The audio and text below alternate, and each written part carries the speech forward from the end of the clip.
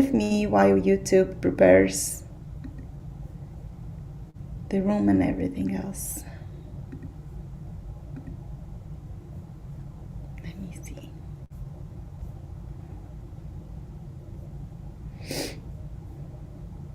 With me while YouTube prepares. It has a delay. All right. Good, awesome. All right, so is anybody willing to do our opening prayer? No? I can do it. I can do it too if you want. I will do the opening and you do the closing. Okay. Awesome. Okay, so let us close our eyes and take a deep breath. And exhale. And as we keep breathing, let us consciently allow this divine light to come into our heads, cleaning our mental space, cleaning our energy from all the stress of the day, from all the worries, from everything that we do not need right now.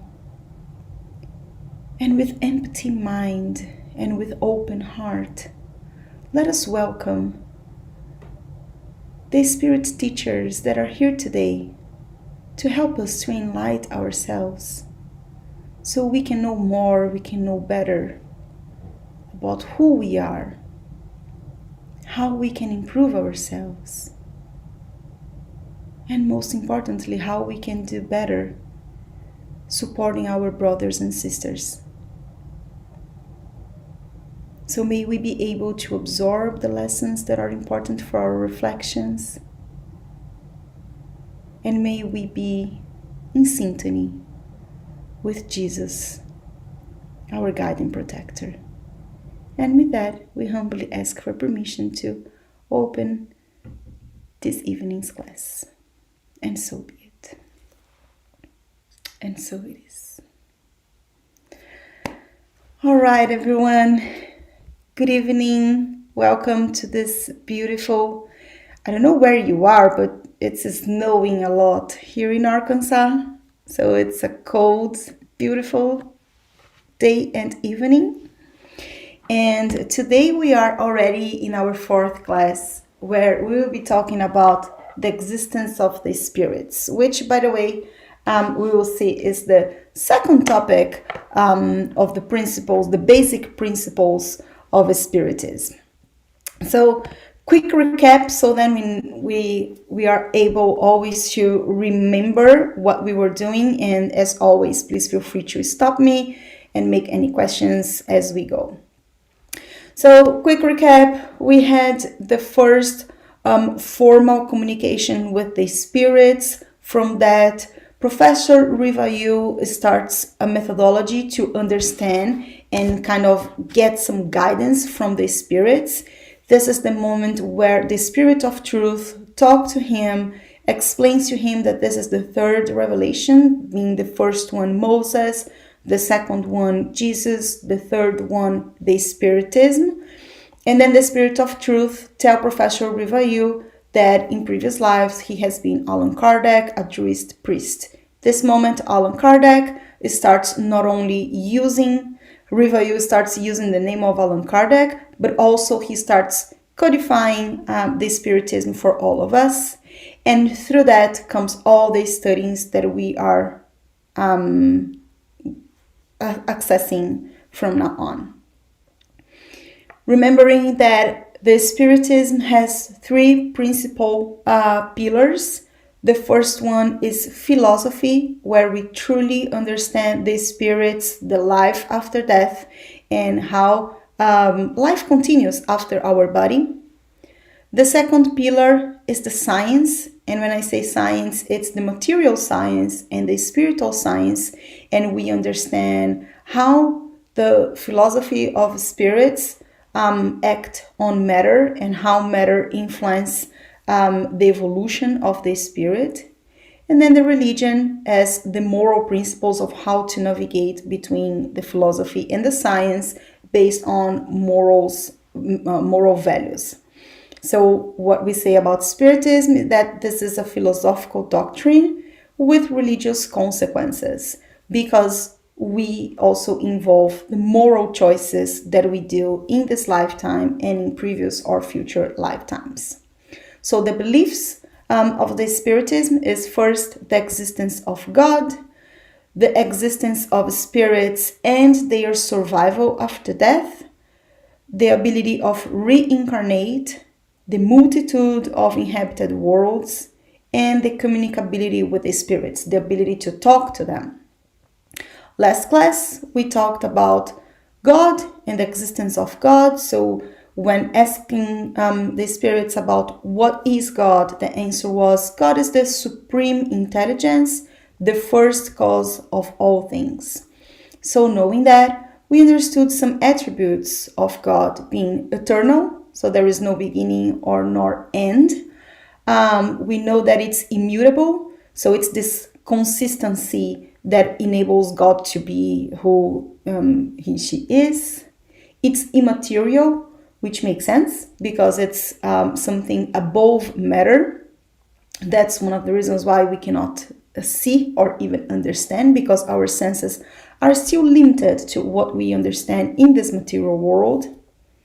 God is unique, which again makes sense, otherwise it would be more than one God.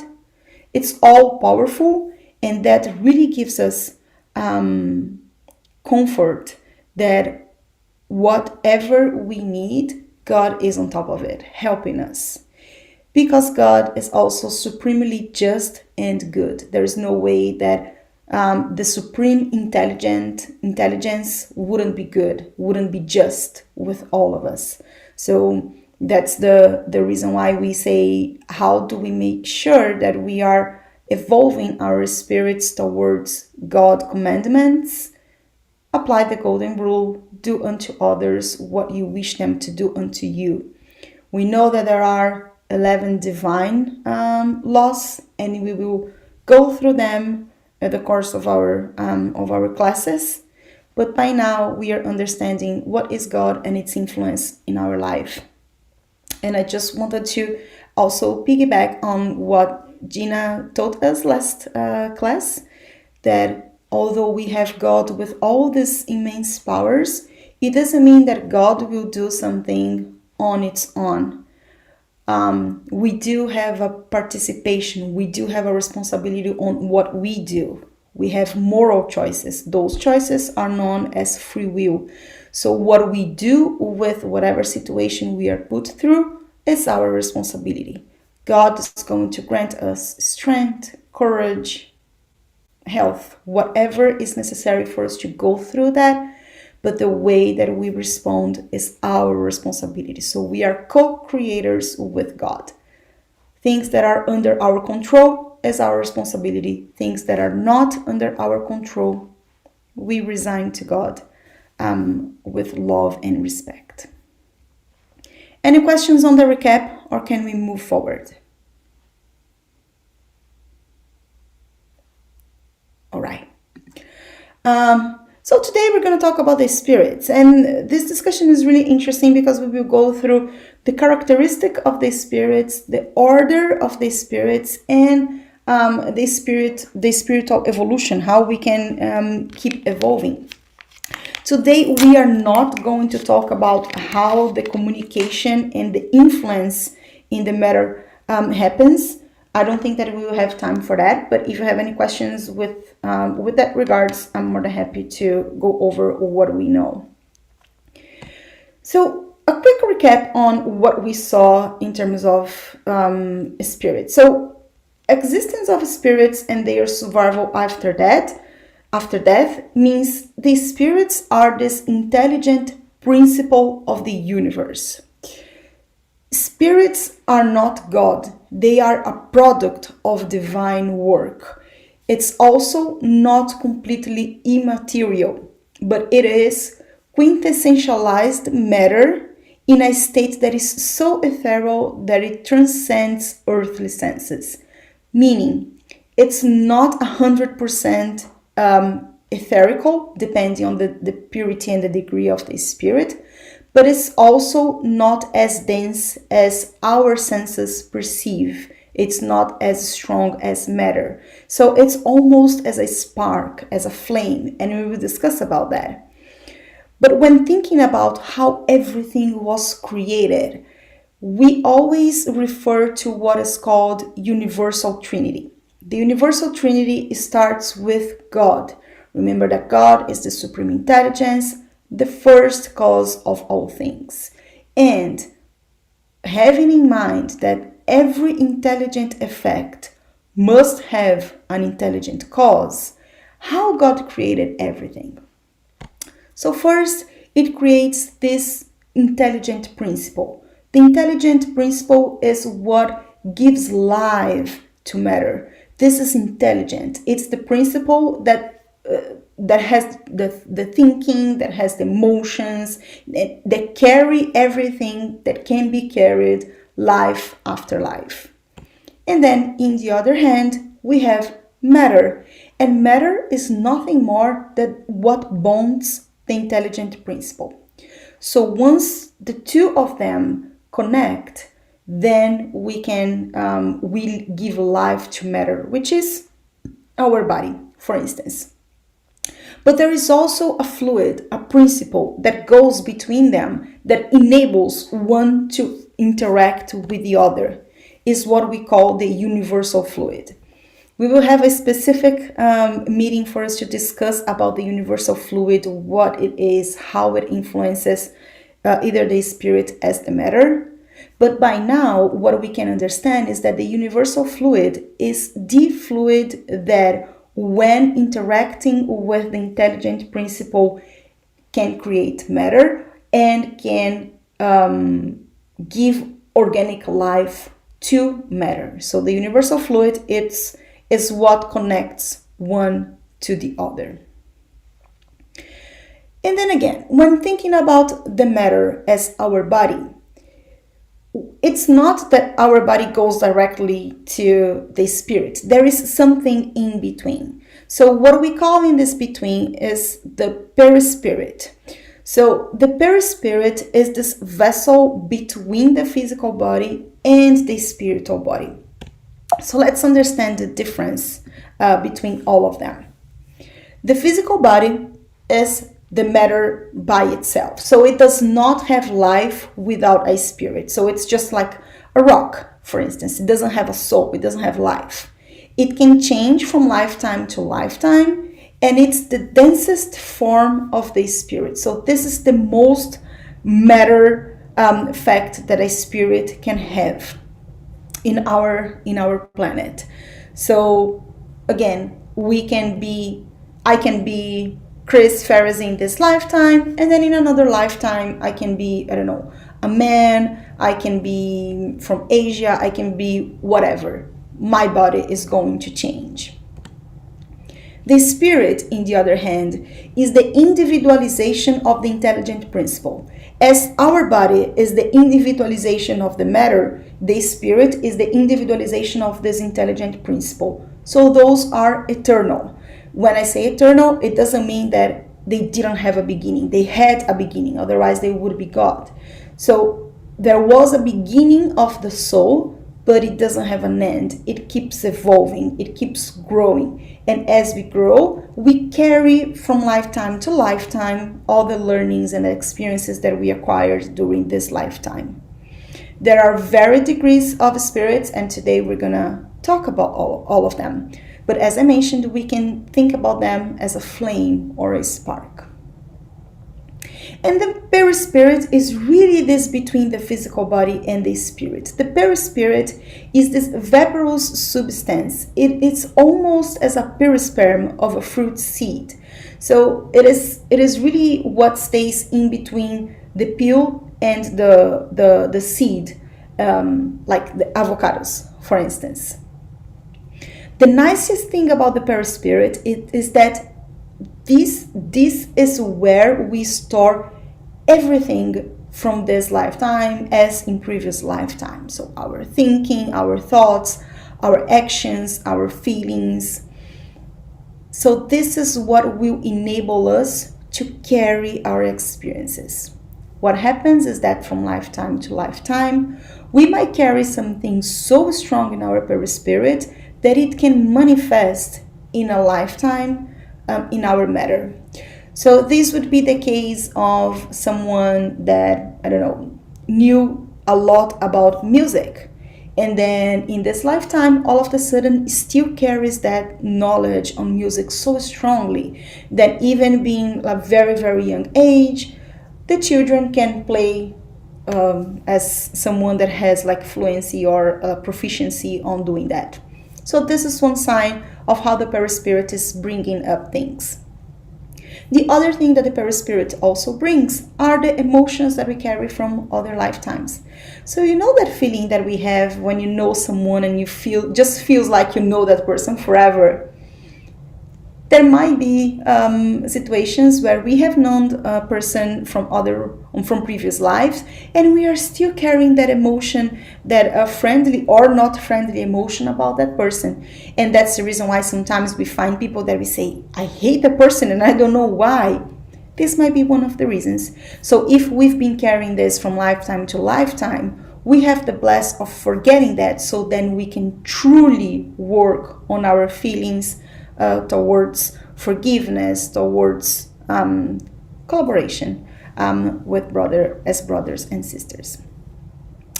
We will talk about more about this in the discussion about reincarnation, how we carry this from lifetime to lifetime. But one thing that I also wanted to mention is that once the physical body loses, the organs are not functioning anymore, and then we ascend as a spirit, it doesn't mean that all the spirits will clearly understand what's going on. This actually depends on the state of mind of whoever was while incarnated. So if we are carrying a lot of bad emotions, bad feelings, this is how we will awake in our spirit, spirit level. If we are carrying good emotions, this is the environment that we will awake when we are in a spirit level. It's very, very common in mediumistic meetings to see spirits that don't even know that they are not in the material world anymore. And then we have to help them understand that, look, you are still alive, doesn't mean that you still have a material body.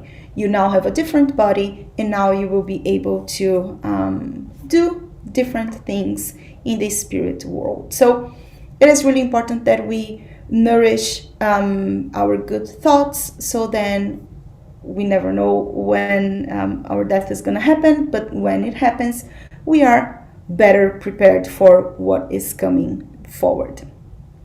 And then thinking about a little bit about what is the format of the spirit. The spirit populate the universe outside the material world. It doesn't mean that all the spirits are here on earth. There are a lot of other worlds, as we saw in one of the principles of the Spiritism, and we will discuss about them. But one of the things that we need to understand is that the spirit will inhabit the world that is more suitable for them. And this means those worlds that are more materialistic, as well as the worlds that are less materialistic. And one thing that the Spirits on High tells us is that it's not easy to explain a spirit in your language. For you, it is nothing, because it's not something palpable. Nevertheless, for us, it is something. You must realize that nothing means nothing, and nothing does not exist. So it is not because our material senses cannot easily perceive the influence of the spirits that it doesn't exist. It does exist, and it can vary in form depending on how the spirits want to assume. So the spirits can assume whatever form they want. And this picture is from a movie called Soul. I don't know if you guys ever watched. It's a cartoon from Disney. Very interesting. There are very interesting truth in there. So I invite you to take a look on that.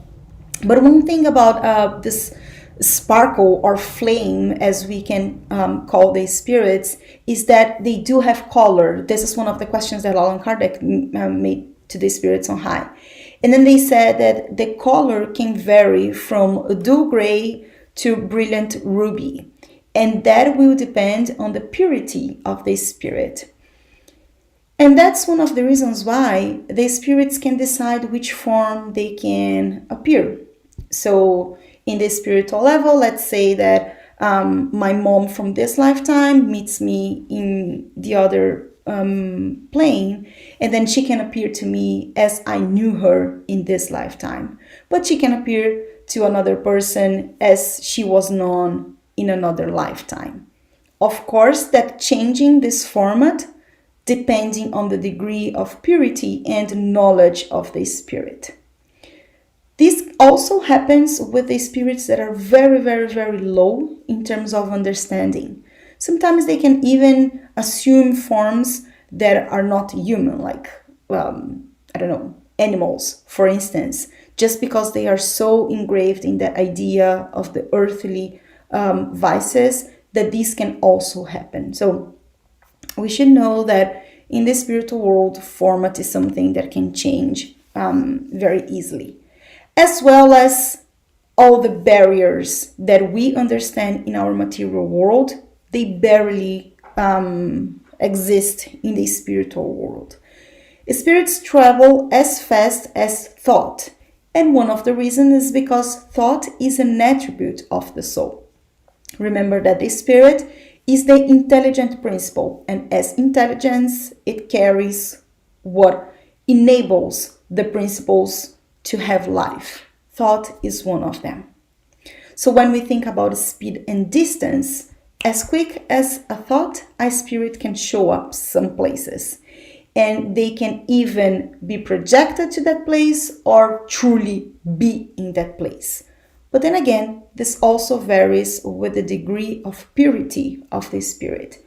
And when I say purity, I'm not meaning only the moral purity, but also the intellectual knowledge that is necessary for the spirit to do such a thing.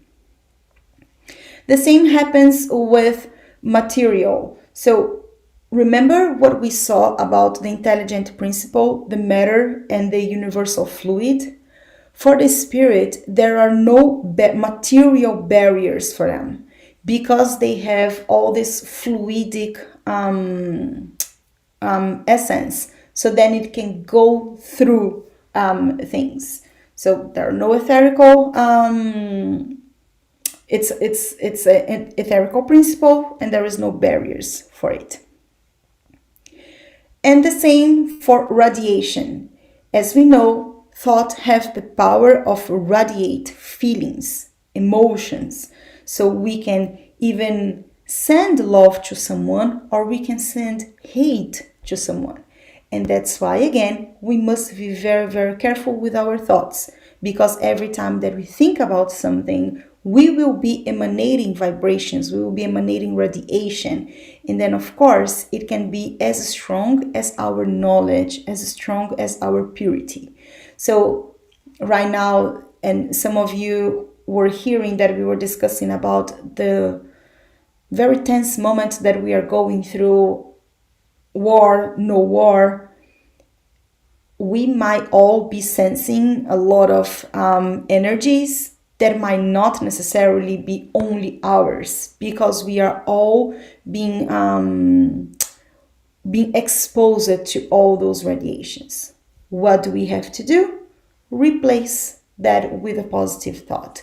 That's why praying is it's the most effective exercise that we can do in any of those situations, even if we are suffering from a radiation that we do not, that it's not good for us, or if we want to embrace someone with our love, with our courage. And this works not only for the material level, but also for the spiritual level. So let's say that we have someone that we care a lot in the material world that are suffering for whatever reason. We can radiate love, always being very careful with the type of radiation that we are emanating. So our suggestion is every time that we are praying for someone that is in deep need, ask to your mentor to carry your love, your comfort to the mentor of the person who you are thinking, so then you do not connect directly to that person, suffering the radiation or the suffering from that person directly. So always look for your mentor and for the mentor of the person that you are willing to support.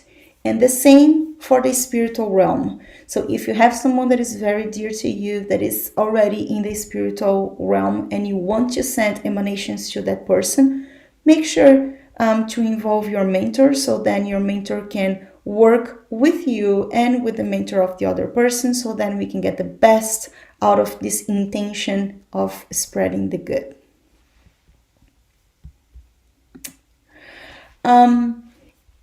The other thing that I also wanted to tell is that the spirits, they use the universal fluid of each world to inhabit in it. So remember I mentioned about the Peri Spirit. Our Peri Spirit has one type of density when on planet Earth, and our Peri Spirit can assume our other densities depending on the other planets that we go. When studying all the multitude of worlds, we will see that there are worlds that are even more dense than planet Earth, and there are worlds that are more purified than planet Earth. And we have to adapt our spirit, our spiritual body, our perispirit, to get into those specific worlds. And then, of course, a spirit that is still under development cannot freely come and go to any world. It depends, again, on the level of purity.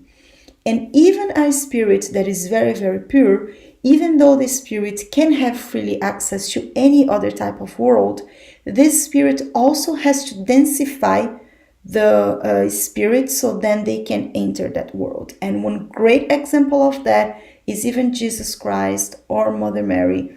When we read about their incarnation, we know that it took centuries for them to be able to descend to planet Earth.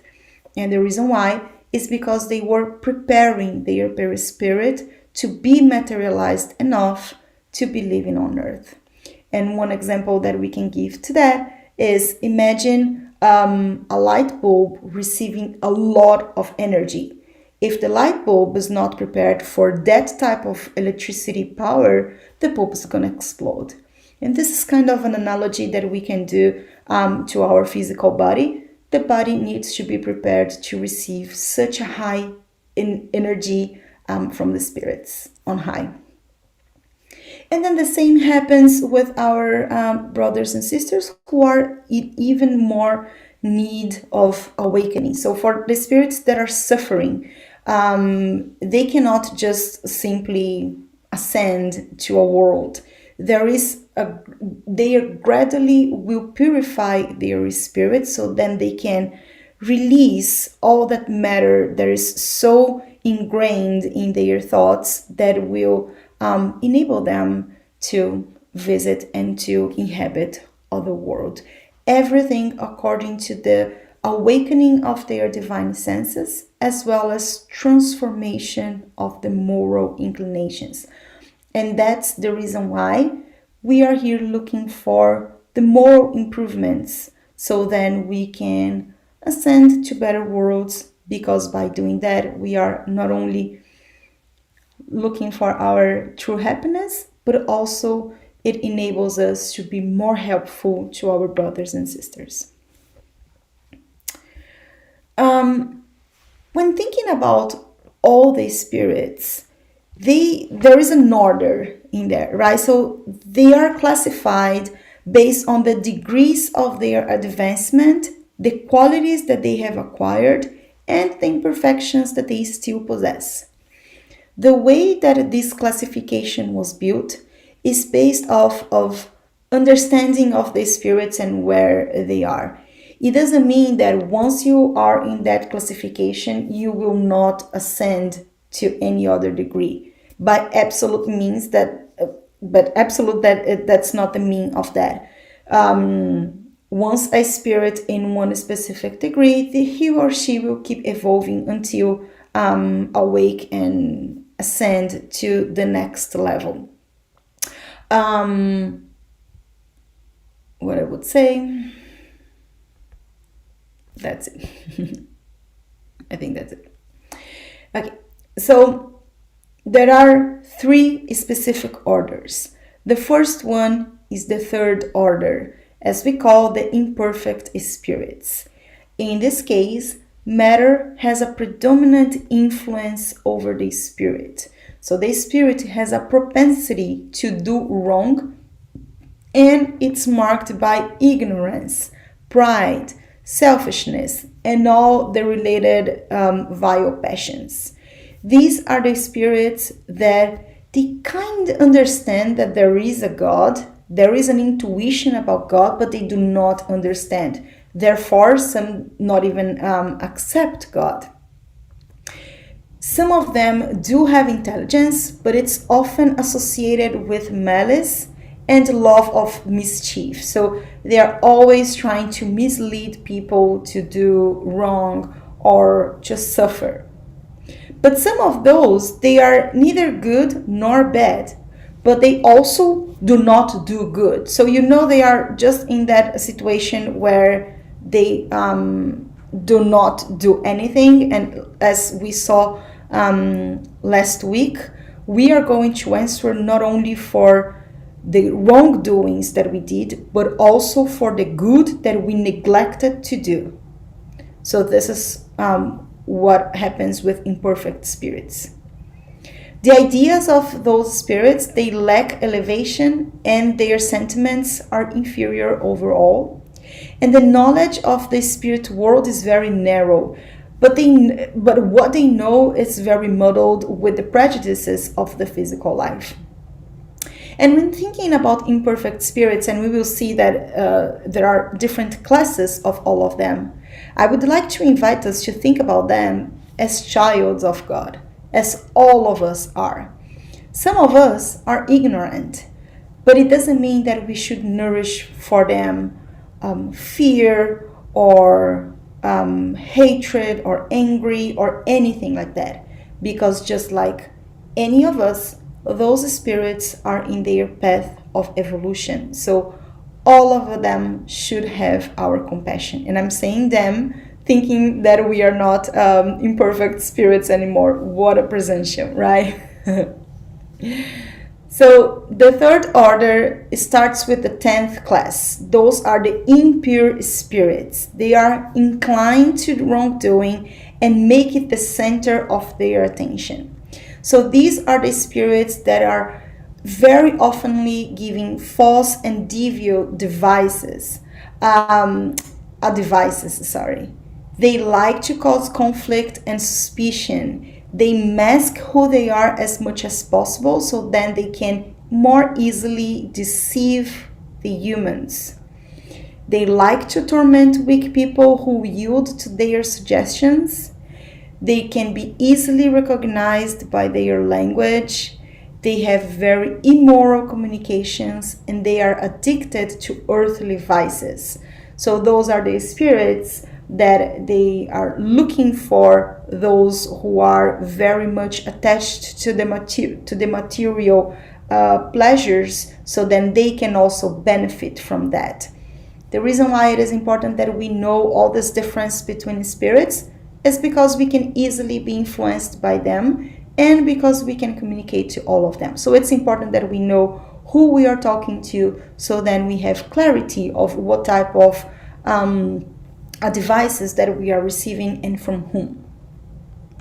So the 9th class are the frivolous spirits. So those are ignorant spirits, mischievous, irrational, and masters of ridicule. They intrude in everything. They feel like they need to be part. They reply every question with no regards to the truth. So they will always come up with an answer, sometimes that can be absurd. They delight to irritate others, And that's why we should be very, very careful with those brothers and sisters, incarnate even, that are always trying to piss us off, so then we just lose our temper. They might be also under the influence of those type of spirits. They raise false hopes. They mislead people. They are extremely superficial in their communications. So they don't give right or wrong answers. They are just very superficial. They make sarcastic comments, and they borrow names of respected individuals just for sport, just to make sure that someone will believe in them. So these are the frivolous spirits. The eighth class, I think it's a very dangerous one, because those are the false scholars. So these spirits, they possess some knowledge, but fancy knowing a great deal more than they actually know. The way that we recognize those spirits are mostly by the language and the tone of dignity. So those spirits that carry pride and say, I'm an angel or whatever. I'm an angel, I'm a spirit on high, so hear what I'm saying. My advice to you is this, this, and that. High spirits, they do not do that. They will always suggest things for us, because it's always our decision to go and to do whatever we want. Their ideas are generally a combination of truth and the most absurd errors, and that's where I think it gets really tricky, so we have to be very careful. And those spirits, they are overwhelmed by arrogance, pride, jealousy, and stubbornness. So these are the ones that we have to be very careful. The seventh class are the neutral spirits.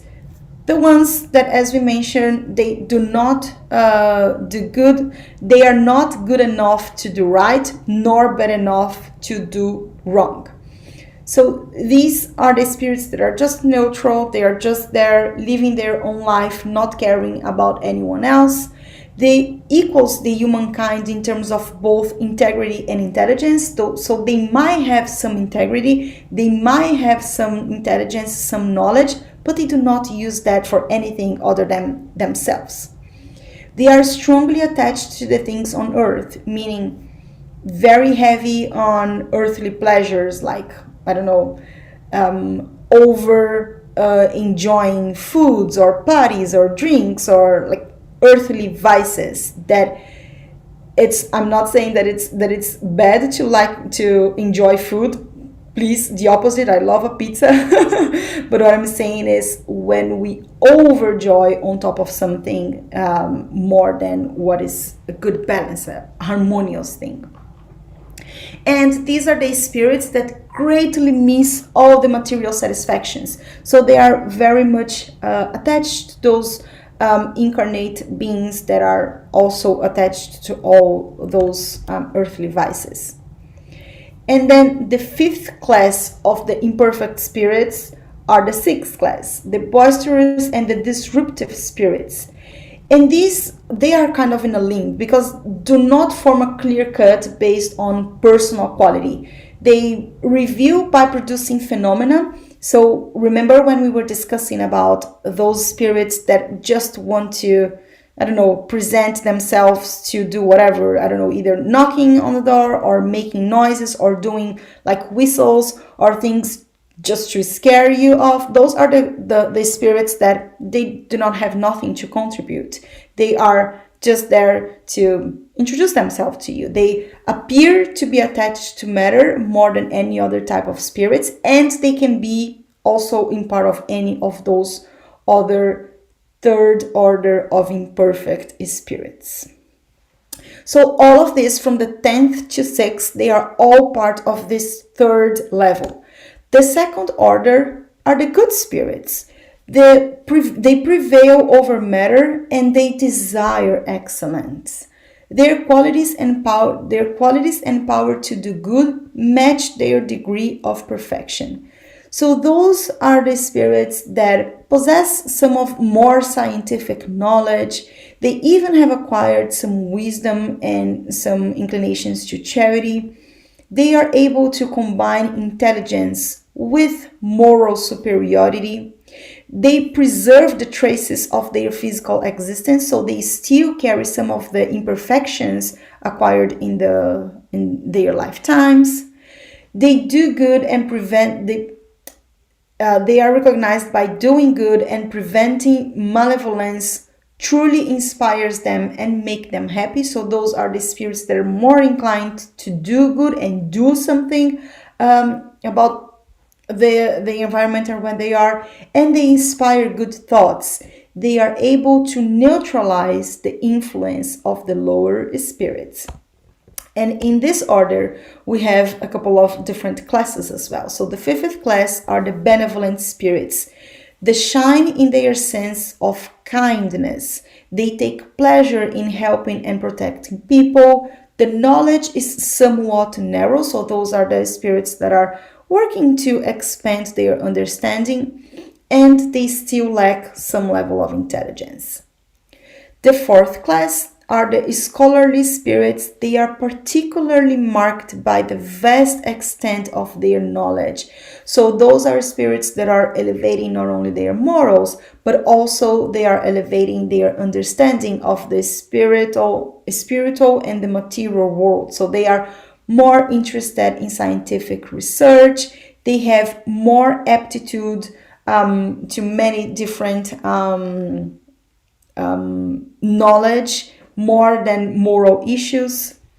The moral studies focus on practical utility, so they want to understand things that can be actionable in the material world, and they are entirely free of the earthly passions. So those are the spirits that are more easily understanding what we have ahead. The third class are the wise spirits. So they set apart by their extremely elevated moral qualities. Although they are not possessing the unlimited knowledge, they are still working on understanding knowledge, but they do have the intellectual capacity to judge people and things correctly. Let's not think that we are there yet. We should always avoid judging people or things because we are still working on our moral elevation. I know that there is a question on the chat. Let me see. Oh no, then I can answer later. Yeah, I can answer that later. But all these spirits can influence in both incarnate and discarnate realm. We are surrounded by them all the time. And I don't want to scare anyone with that. It's just because we should be careful with our thoughts, because our thoughts is exactly what attract the type of spirits that we will keep close to us. So that's why we should always be careful with what type of environment we are, because those are the companies that we are bringing to our life. And then still on the second order, we have the second class, which are the superior spirits. They exemplify science knowledge, wisdom, and goodness. So these are the spirits that we should be aiming to be like. Their language only displays benevolence, always apart from any pride or any integrity that they want to show off. They are always dignified and elevated ideas. They are truly motivated to share honest ideas, even respecting human knowledge limitations. So it's not that the superior spirits, because they know a lot, they will come here and they will speak everything, even things that we will not understand. They still respect our level of knowledge and our capacity to understand what they will be talking about. They are the ones willing to communicate with those who honestly seek the truth, but they also, of course, dismiss those who are prompted only by curiosity, because there are other classes that can support them if they are in need of satisfying their curiosity. Under very exceptional circumstances, they may incarnate on Earth to accomplish a mission of advancement or development and show the ideal perfection to which we can hope to attain on Earth.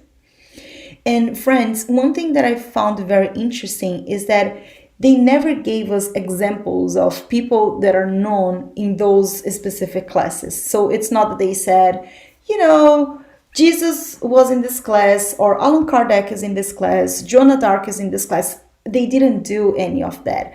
I think first is to respect each one of those spirits, but also for us not to be attached that nobody can evolve.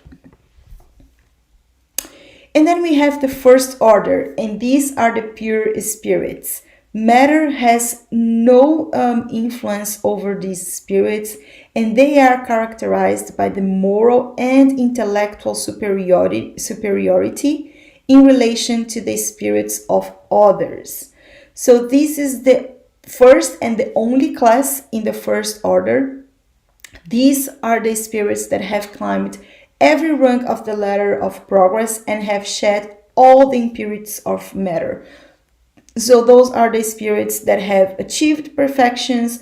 They don't experience any type of trials or tribulations anymore.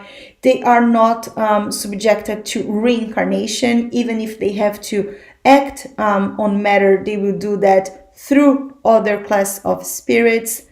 They enter the eternal life in the immediate presence of God. They enjoy the permanent happiness. They are God's messengers and ministers. They exercise control over inferior spirits. They strive, sorry, my typo, to assist human beings. Sometimes they are called angels, archangels, or seraphim, and people can communicate directly with all of them. However, those who claim to have them constantly at their service are foolishly arrogant. So we should be careful if we think that we are talking to, we can talk directly to Jesus, but if we think that he's always there giving communications to us, we should just be careful with what types of suggestions we are receiving, because those pure spirits, they act through other classes of spirits. Well, first of all, wherever we are in this class, we will keep evolving. God creates all spirits simple and unaware, and we acquire our knowledge by experiencing all the trials. And that's why that old statement about all the trials are lessons. And if we see them as trial, it's because we are trying to go in the opposite direction. If we understand that that trial is a guardrail to keep us in the path of our evolution, that pain stop bringing us suffering. It doesn't mean that it won't pain. It doesn't mean that it won't hurt, but it also means that we will have more comfort and more serenity to go through that. And keeping the analogy about all of us being child of God, we know that rebellious children remain ignorant and imperfect. Those are, when we try to be when we are very, very stubborn, we know that the spirits cannot go back to any class, but they can be stuck. And every time that it happens, the spirits on high will support that spirit by many different ways and coming over and over in many different situations until that spirit awakes their divine senses by the influences of the friends and the family. We all eventually become perfect. We change over the course of time, no matter how long the process may take. And that's the reason why we say that we've been reincarnating over and over for centuries, for thousands of years, and who knows how many more lifetimes we're going to have until we achieve our perfection. Each one reach their goal more or less quickly depending on the force of their desire and the of their desire and the willingness of doing the good. And the reason why is because it's not because we are in one class that we cannot skip to another if we evolve our morals. So it's all on us. We will see through the divine laws how we can speed up our advancement. But truly, it's on us how quickly we are going to go through all of those situations. And then I would like to finish today with a statement from Emmanuel in the book Thought and Life that I think it's just perfect, because it just reminds us that we are all children of God, regardless of where we are in our ladder of evolution. Love is the silent hope of heaven, awaiting the evolution of all principles, of all moral principles, while respecting the decision of all consciences. What does it mean? We have the decision, it's our decision to make how we want to respond. In this meanwhile, it's also our decision how we will evolve our principles. And that's the reason why I'm very happy to be here with you all, so then I can not only revisit, but also rethink how I understand Spiritism and how I understand myself to be a better person. Open for questions, for comments, for whatever.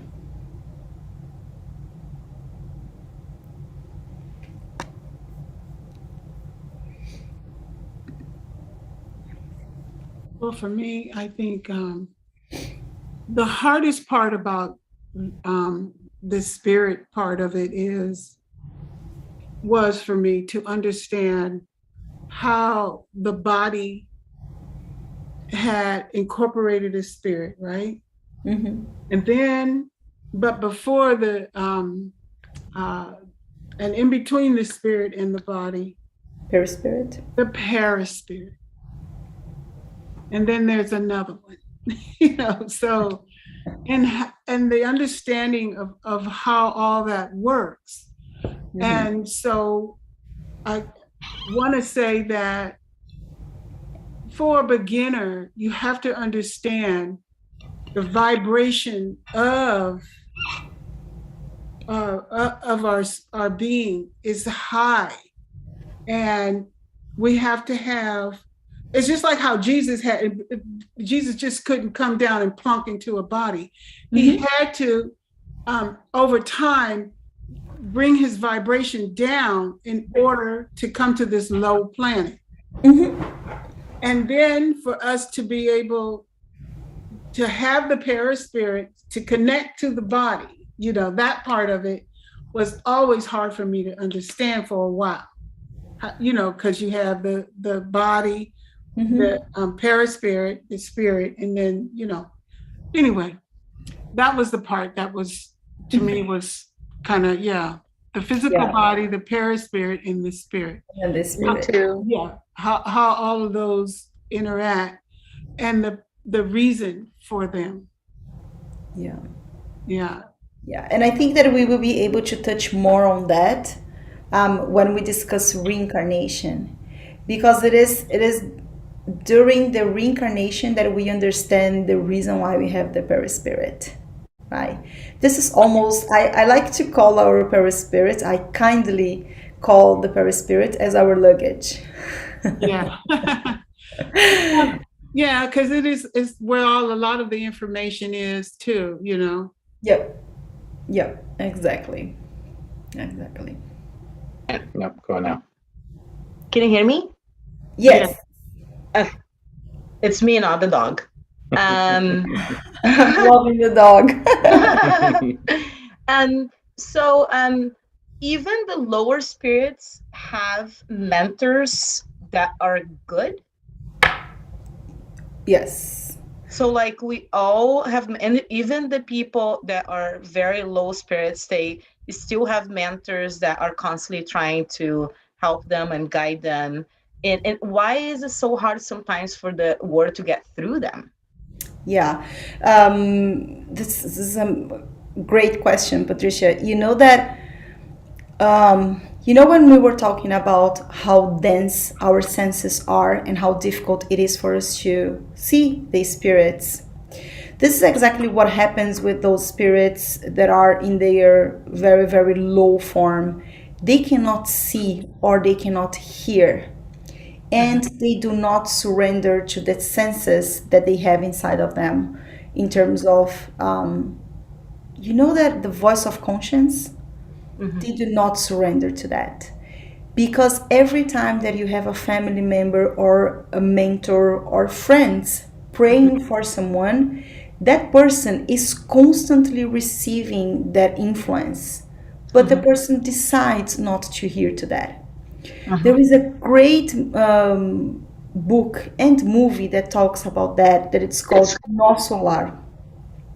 No It's Solar tells about a story of a person that ended up being a mentor, André Luiz. André Luiz was a doctor in the earth, and he was an okay person. He wouldn't do bad to anyone, but he also wouldn't do any good. But when he died, he didn't know anything. So he wakes up in that environment like that. He was like, what am I doing here? Why is all like this dirty? What are these people doing here? Get off of me. And the mentors were praying for him, but he could not see them. And this is because the person is very, very much attached to grieving, to hatred, to all of that. When the moment that he decides to think of God and say, my God, please help me, I can't endure this situation, this is the moment where he is able to see, and the spirits are there just waiting for him to awake.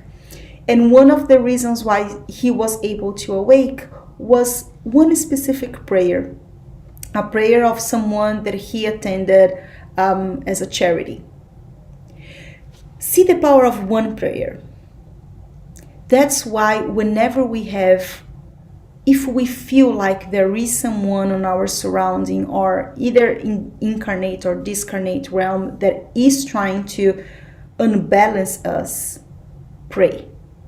We not necessarily we have to pray directly to that person as I mentioned, but when we pray to our mentor, we ask for protection, we pray for our mentor to work with the mentor of that person, even if we cannot change the way that he or she sees, we protect ourselves. We create an environment that enable like shields us from the radiation coming from that person. Does that make sense? It's a lot, but it does. I think that's a lot to learn. And there's also the you always have that inner voice that says it's what's right, what's wrong. And that's part of it, where your mentor is always trying to encourage you to do what's right. They will not make you, they will not force you. This is why that free will is always in place. We always our own choices that guide us, that help us do different things. They're always our own choice. We cannot blame God for what happens in our lives Yeah. because it's a it's a huge story. You know, it didn't just happen this lifetime. Everything is compiled a little by slow for you to gradually learn from. And so when those mentors are trying to encourage us to do something that's right, even for our neighbor, or even to change our thinking, it's up to us. It's always up to us. That's Michael, why I love that. you can move your lips moving. If you have a question, you have to unmute. No, actually, I probably need to cover my mouth. I was talking to my wife in the other room, so please excuse me. I would say that that's the reason why I love so much that statement. Love is the silent hope of heaven, silent hope of heaven, awaiting the evolution of all principles while respecting the decisions of all conscience. Right? So that's our mentors. They are there just waiting for us, like just they're just asking. And that's why it is so important to read the gospel, because the gospel is kind of the guideline. Ask and you shall receive. Be patient. Do good to others as you wish them to do unto you. So those are the moral kind of principles and guidelines that will help us to be able to hear. Yeah. Yep. Is there other ways you can learn how to hear messages and communication from your mentors? You know that St. Augustine makes a suggestion that I think that it's the most effective one, which is a nightly review. What he suggests is, and he said that this is what he did every single day of his life. He would go to bed and he would review. And during that process of reviewing, he would get more and more humble to understand his actions. And by getting more humble, he would serene his heart. And by serening his heart, he would be more susceptible to the thoughts that his mentor was bringing to him. Of course, that the nightly review wouldn't be would be after he started his connection with the mentor. So it's not that, okay, so let me lay down and then start sleeping and do my review. We are sleeping at that time. I know this is what we sometimes do, but before we go to bed, Chico Xavier did something that was very beautiful. He would always get down on his knees because that was his way of showing respect to Jesus. He would get down on his knees and he would say, okay, so he would do his gratitude, and he would go through his process. So what I would encourage you is find your process of talking to yourself, but make sure that you invite your mentor in. Ask your mentor to be present and to give you that guidance while you do that. Another great way of making sure that you will be hearing from your mentor is to do the gospel at home. Gospel at home, and we will talk about this in one of the days. When we do the gospel at home, we make sure that we are surrounded by our mentors, and all the suggestions that are not from the spirits on high, we kind of shield our ears from them, because we are in the elevated state that whenever something kind of weird or that sounds odd comes to you, you will quickly notice. I'm telling you, you will notice. You will say, that thought doesn't make sense. And then you replace that. Replace the negative thought with a positive thought. And you will see that they will go away. And this may be for another time or a bigger question, but what is the way that they communicate with us? Yeah, this is a whole class. Class. Yes. So one of the principles is how spirits can communicate with us and how we can communicate to spirits. There are many different ways, and we will go over that. If you are too curious and you want to start knowing more about it, there is the book, the Medium's book. This is the answer to your question. But I will do my best to summarize. But there are many different ways, and if we are interested, we can develop our ability to communicate with the spirits.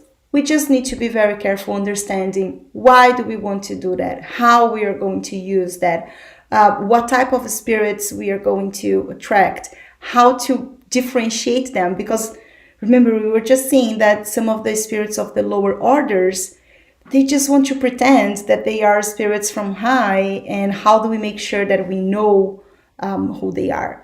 So there are some important, I would say, guardrails to make sure that we are communicating with the right spirits. But if you have the honest and the truly intention to communicate with your mentor, work on that. While you work on your end, your mentor is definitely working on his or her end. Thank you. Of course. Any other questions or comments? I would like to say, and remember, even if you get an inspiration, it's going to always be good if it's from someone high. A negative is never good.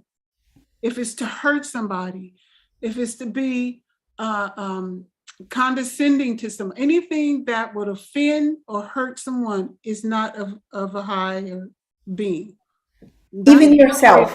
That's a good way of telling the difference through that communication that comes in your mind. Even yourself. You know, when we have those types of thoughts like, Chris, you will never be able to do that. That's not a good suggestion. Yep. Tell myself more. Yeah. All right. So thank you so much for your time. Gina, would you like to do Okay. the closing so then we can wrap up for tonight? Let us close our eyes. And in this moment, let us say hello to our guardian angels, to our mentors. Just say hello. Let us say hello to our Lord Jesus Christ, the mentor of this planet. Hello, Jesus. And let us say hello to our Heavenly Father for allowing us permission to be here. Hello, Father. Let us say hello to Mother God. And let us imagine that we are in the sunlight. And while we're in this light, let us radiate love and gratitude. And as we radiate this light and love, we're asking our Heavenly Father, we're asking our Lord Jesus Christ and our mentors to work with us, to enlighten our minds, to help us see and get the answers that we need to guide us on our journey in the light of love, peace, and harmony. In your name, Father, we ask that you bless us and bless our minds to understand your rules, your laws, and your love. And with that, we ask that you bless the closing of our study today. And so be it. And so be it. And so it is. Thank you, Gina. All right, friends. So thank you so much for sharing. Thank you, guys. See you next week. Yeah, that was good, Kiki. That was Bye. good. Thank you, Thank you, sister. Kiki. Thank you, sister. Bye. Hello.